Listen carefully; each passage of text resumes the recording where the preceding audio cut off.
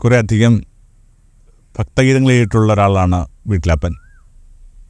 അപ്പം കടന്നു പോകുന്ന ദിവസം പള്ളിയിൽ നിന്ന് സെമിത്തേരിയിലേക്ക് മഞ്ചമെടുക്കുമ്പോൾ കായസംഘം പാടണമെന്ന് കരുതുന്ന ഒരു ഗീതം ചിട്ടപ്പെടുത്തിയിട്ടുണ്ട്, അതിൻ്റെ റൂബ്രിക്സിലുണ്ട്. പക്ഷെ അതിന് പകരമായിട്ട് ഗായസംഘത്തിലെ സ്റ്റാൻലി ചേട്ടൻ തീരുമാനിച്ചത് അപ്പൻ്റെ തന്നെ ഒരു ഗാനം പാടാനാണ്. അത്രയും കാലം അത് എൻ്റെ വരികൾ ശ്രദ്ധിച്ചിട്ടില്ല. ഇങ്ങനെ ആത്മബലിയല്ലോ നാഥ എന്ന് പറഞ്ഞ തുടങ്ങുന്ന ആ ഗാനത്തിൻ്റെ ആ സ്റ്റാൻസ് വല്ലാതെ ഇങ്ങനെ ഉള്ളിൽ വീണു. അതിങ്ങനെയാണ്: കർത്താവൻ ഓഹരിയെങ്കിൽ ജന്മം സഫലമായതിനെ. ഒരേ ഒരു ഓഹരിയായിട്ട് ഈശ്വരനെ പിടുത്തം കിട്ടിയിരുന്നെങ്കിൽ ജന്മം എത്ര സഫലമായതിനെ.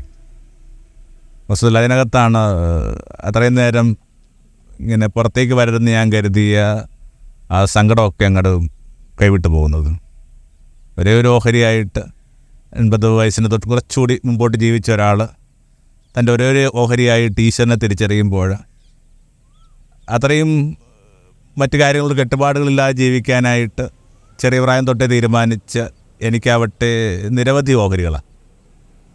ഈ ഒരേ ഒരു ഓഹരിയിലേക്ക് ജീവിതം ചുരുങ്ങാന്ന് പറഞ്ഞൊരു പ്രക്രിയയുണ്ട്.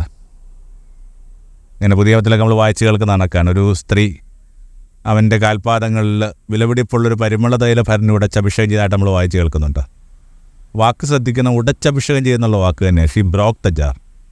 അതിങ്ങനെ അവർക്കിടയിലുള്ള ഒരു രീതിയായിരുന്നു. വളരെ വിശേഷപ്പെട്ട ഒരു അതിഥി വന്നു പോയി കഴിയുമ്പോഴേക്കും അയാൾ ഉപയോഗിച്ച പാത്രങ്ങളൊക്കെ ഒരു പക്ഷേ ആ റെസ്പെക്റ്റോട് ഉപയോഗിക്കാൻ പറ്റാത്ത ചില സാഹചര്യങ്ങൾ ഉണ്ടാകുമെന്ന് ഓർത്തിട്ട് ആ പാത്രം ഉടച്ചു കളയുന്ന രീതി ഉണ്ടായിരുന്നു പറയുന്നത്. ഇപ്പം ഞങ്ങൾക്ക് ഉടച്ചു കളയുന്ന രീതി ഉണ്ടായിരുന്നു. അത് കണക്ക് ഒരു തുള്ളി പോലും തനിക്ക് വേണ്ടി മാറ്റിവെക്കാതെ, ഒരു തുള്ളി പോലും വേറൊരാൾക്ക് വേണ്ടി മാറ്റിവെക്കാതെ പൂർണ്ണമായിട്ട് അവൻ്റെ കാൽപാദങ്ങൾ ജീവിതം അർപ്പിച്ചു എന്നുള്ള അടയാളമായിട്ടാണ് ഷീ ബ്രോക്ക് ദ ജാർ എന്ന് പറഞ്ഞ വാക്ക് വന്നെന്ന് പറയും.